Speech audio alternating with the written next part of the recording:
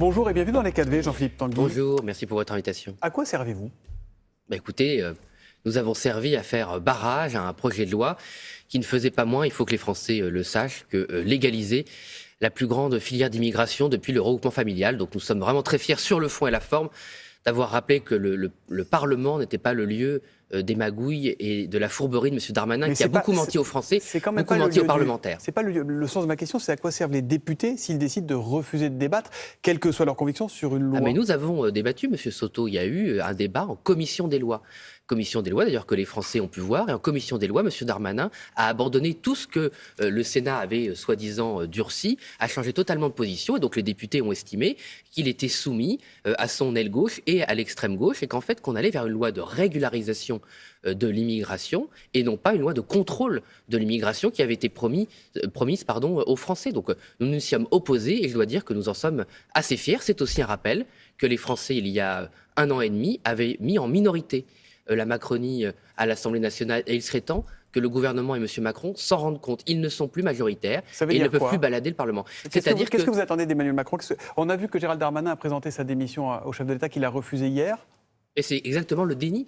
C'est-à-dire que M. Darmanin est mis en minorité par le Parlement, la représentation des Français. Je rappelle que dans la Constitution, le gouvernement est responsable devant le Parlement. Donc en refusant immédiatement cette démission, M. Macron méprise en fait une fois de plus le Parlement. Et on voit bien qu'en fait le président de la République n'a jamais accepté que les Français le mettent en minorité. Il est en majorité relative, on va dire. Non, mais c'est une minorité. La majorité relative, c'est déjà un élément de langage. Il n'a pas de majorité absolue. Il ne peut pas gouverner. Il ne devrait pas pouvoir gouverner comme il le souhaite. Qu'est-ce que vous le demandez, Rassemblement national, Macron, le Rassemblement national, je rappelle, est le premier parti d'opposition. Mais nous, on lui demande qu'il, à défaut d'avoir organisé ce que les Français voulaient, c'est-à-dire un référendum sur l'immigration, qu'il s'il le veut, mais en fait il ne le veut pas, qu'il fasse des lois qui permettent vraiment de limiter drastiquement l'arrivée sur notre territoire et d'expulser enfin, comme il l'avait promis d'ailleurs, les personnes qui ne devraient pas l'être. C'est ça qu'attendent les Français. Or, il met beaucoup de confusion et il a fait croire aux Français qu'il était dur, alors qu'en fait, cette loi est une loi d'extrême mollesse et de submersion migratoire. Gérald Darmanin a dénoncé hier soir chez nos confrères de TF1 une alliance entre des partis qui veulent des choses radicalement différentes. C'est vrai que vous avez voté avec les LR, LFI, les Verts, les communistes, les socialistes, etc. Mais qui se sont mis d'accord, dit-il, pour des raisons de politique aérie, pour faire tomber le texte du gouvernement. Il faut vraiment que le gouvernement cesse de prendre les Françaises et les Français pour des imbéciles. Les Françaises et les Français savent très bien qu'au Parlement, vous avez des oppositions plurielles, différentes, qui ne sont pas d'accord entre elles, évidemment, et une majorité relative, vous l'avez dit, pour nous, une minorité. Il est normal que quand nous sommes opposés à un texte, il y ait des votes de circonstances qui fassent qu'on vote la même chose pour des raisons différentes. De la même raison, j'entends pas le gouvernement, quand on vote avec Emmanuel Macron sur des lois de bon sens ou sur des petites mesures, comme le souhaite le Français. Non, excusez-moi, là on n'entend pas le gouvernement dire qu'il y a eu des alliances entre la carpe et le lapin. Donc il faut vraiment arrêter cette mauvaise foi. Il faut que le gouvernement accepte qu'il soit en minorité et qu'ils acceptent des vrais compromis ou des changements de programme. C'est pas dommage de priver les Français d'un débat auquel ils tiennent, sur un sujet qui les concerne visiblement, avec des convictions différentes les uns des autres, sachant qu'au bout du compte, il y a toujours la possibilité de la motion de censure, la possibilité de faire tomber le gouvernement, etc. C'est pas un peu frustrant ça pour un parlementaire ? Non, pas du tout. Une fois plus, le débat, il a lieu en commission.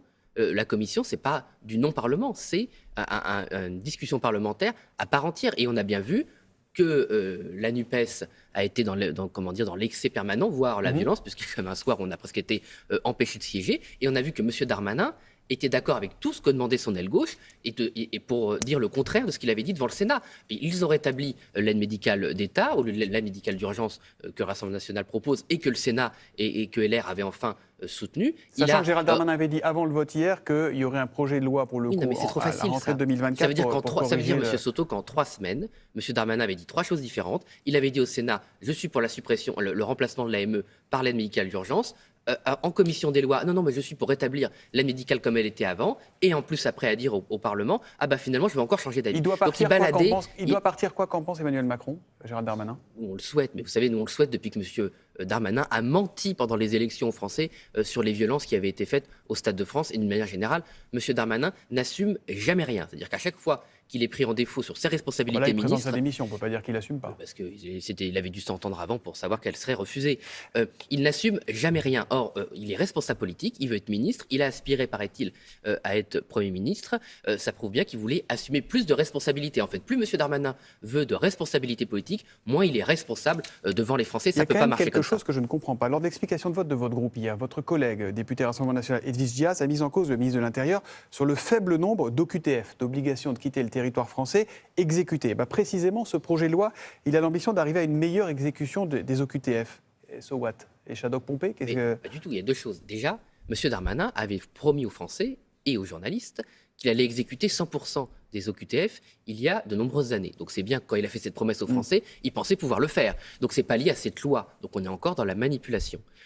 Et ensuite, si M. Darmanin est sincère, Marine Le Pen lui a proposé hier, et proposera encore aujourd'hui, de déposer et de soutenir la proposition de loi que l'on fait, qui reprend toutes les mesures de durcissement de la politique migratoire que proposait M. Darmanin, sans toutes les mesures de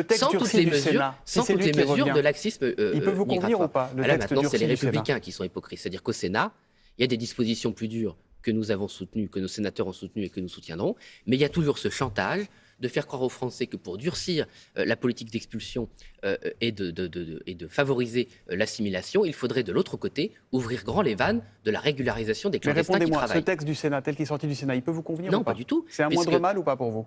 C'est un moindre mal factuellement, mais politiquement, s'organise toujours la régularisation des clandestins. Or, Marine Le Pen et Jordan Bardella ont établi un principe simple que tout le monde devrait partager. On ne peut pas avoir une... Excusez-moi, oui, je peux pas finir. Vous poser une petite question de temps en temps. Il y a eu des questions, mais vous me demandez le Sénat. Le Sénat dit que si vous avez pénétré sur le territoire de manière illégale et si vous êtes maintenu de manière illégale, vous devez être récompensé en étant régularisé. On ne peut pas récompenser l'enfreinte, le fait d'avoir enfreint nos lois. C'est pour ça que le Sénat avait revu l'article 3, transformé en 4 bis et que ça revenait au préfet. Ce qui interpelle chez vous, c'est parfois la différence entre les paroles, toujours très fortes, et les votes. En 2017, Marine Le Pen n'avait pas voté la loi sur la sécurité intérieure et la lutte contre le terrorisme. En 2019, lors de la création du parquet national antiterroriste, vous avez voté contre. En 2021, vos troupes se sont abstenues sur la création du délit de séparatisme. Et là, aujourd'hui, vous refusez l'obstacle sur l'immigration. Est-ce que vous ne craignez pas de troubler vos électeurs à la longue? Pas du tout. S'il y a bien un parti qui ne refuse pas l'obstacle sur l'immigration, c'est quand même le Rassemblement. Mais là, tout ce que j'ai dit sur les votes précédents est exact, on est d'accord. Non, ça, ce sont des éléments de langage du gouvernement qui fait une loi où il y a une bonne mesure. Ben si, parce que dites la vérité aux Français, il n'y a pas une mesure. Ce ne sont pas des lois avec un article. On a l'impression que vous parlez de loi, il y aurait un article unique sur la création du parquet national antiterroriste. Ce sont des lois qui contiennent parfois une bonne idée, qu'on vote d'ailleurs, article par article, mélangé à plein de mauvaises idées ou plein de mauvaises choses. Et d'ailleurs, si ça fonctionnait, on n'aurait pas besoin de voter des lois tous les 6 mois, voire tous les ans, qui changent ce qui a été fait avant. Donc il faut arrêter de faire croire aux Français que quand on vote contre une loi, c'est parce qu'on vote contre une bonne mesure. C'est un ensemble de choses et c'est malheureusement à chaque fois une bonne mesure est enrobée de beaucoup de mauvaises mesures. En tout cas, les votes dont je vous ai fait écho sont des faits et non pas des opinions ou des éléments de langage comme, il y a plusieurs articles, comme vous le savez. C'est vrai, mais il y a un vote final à la fin. Vous êtes d'accord avec moi là-dessus? Oui, mais le vote final, on ne peut pas faire du chantage. C'est un peu ce que M. Darmanin s'est pris dans le tapis. C'est qu'il fait toujours du chantage en conditionnant une bonne mesure à beaucoup de mauvaises mesures. On ne peut pas fonctionner comme ça. Dans les Yvelines, plusieurs profs d'un collège, le collège Jacques Cartier à Issou, ont exercé leur droit de retrait après qu'une enseignante en français a été menacée pour avoir montré à sa classe un tableau montrant 5 femmes nues. La prof est accusée de vouloir choquer ses élèves, notamment de confession musulmane.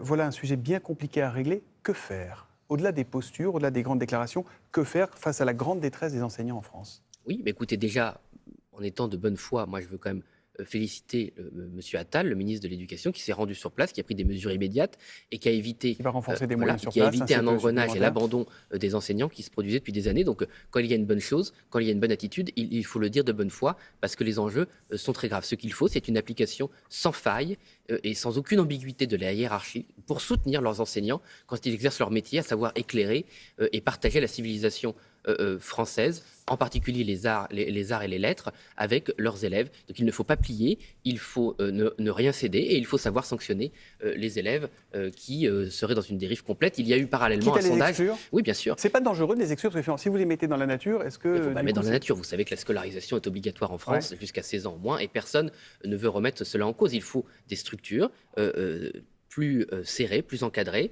avec un encadrement plus strict, peut-être aussi parfois les isoler de leur famille, puisqu'il est évident qu'à cet âge-là, sauf exception, si on est dans cette dérive intégriste et fanatique, c'est qu'il y a un environnement familial qui, la plupart du temps, doit être toxique pour remettre ces enfants, parce que ce sont encore des enfants, dans le droit chemin et protéger l'école. Ce qui est certain, c'est qu'aujourd'hui, il ne faut plus rien céder, plus rien abandonner sur l'enseignement des arts et des lettres, sur l'enseignement de faits historiques comme la Shoah. Il faut être intraitable et ne plus rien céder. Il y a un sondage très inquiétant de l'IFOP la semaine dernière qui montre vraiment une dégradation de génération en génération dans les élèves de confession musulmane qui sont de plus en plus en marge de notre civilisation et de ce qu'on devrait tous partager comme valeur, mais aussi comme conception du débat, de la tolérance. Et quand même, il faut bien le dire, c'est les arts et les lettres, les arts en particulier, transmettent cette conception de nos valeurs. Donc c'est très important de s'y tenir. J'ai une dernière question, Jean-Philippe Tanguy, qui concerne une journaliste de la radio guadeloupéenne RCI. Elle s'appelle Barbara Olivier Zandronis. Elle a visiblement été mise à l'écart après une interview de Jordan Bardella qui a été jugée un peu trop musclée. Précisons que le président du RN n'a rien demandé. Nous ne sommes pas exempts de critiques, bien sûr, nous les journalistes, mais dans une démocratie, est-ce qu'il ne vaut pas mieux une journaliste ou un journaliste dont les questions déplaisent plutôt qu'un journaliste à qui on coupe le micro ou à qui on enlève le stylo ? Mais bien sûr, nous n'avons pas demandé la mise à l'écart de cette journaliste. De toute façon, nous répondons aux questions même les plus dures et on vient sur les plateaux, même les plus hostiles. Voilà, moi, j'aime bien le débat, on aime bien l'affrontement. Les journalistes font leur travail. Vous la soutenez ce matin? Je ne sais pas les raisons, je ne connais pas les raisons qui ont poussé à la mise à l'écart de cette journaliste. Ce qui est certain, c'est que contrairement à ce qu'ont voulu faire croire un certain nombre de députés de la NUPES, on n'y est pour rien. On n'est absolument pas intervenu. Vous savez, nous on défend, de toute façon... On n'a pas beaucoup non plus le choix, mais même si on avait le choix, on ne le ferait pas.